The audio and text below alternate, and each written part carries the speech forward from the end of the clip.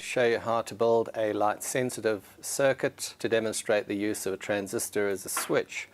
This is a 2N3904 NPN transistor. Please watch our series on how a transistor works. This is a current limiting resistor, that's a light emitting diode, and this is a light dependent resistor. This is what the circuit looks like.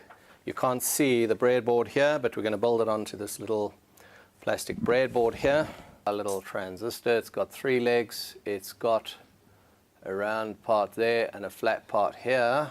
Notice where's the round side and where's the flat side. What we've got at the top here, we've got the collector, the base in the middle, and the emitter, okay, which corresponds to this drawing. So there you can probably see it easier. The 1 kilo ohm resistor has got tiny little stripes on it, brown, black,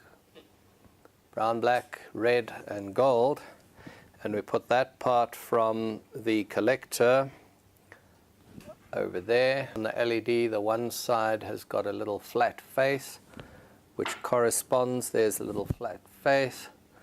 You can see it more clearly in this diagram. The red is the positive side of the circuit, so we're going to shift this little part to there, and we're going to plug that little wire in there. Clear ones are quite nice because you can see inside of it where the electrical connections are. So when you stick little parts through these holes here, rows join to each other but not across the gap. We need to connect this little part between the emitter and the base. Last of all, we need to connect this little part there.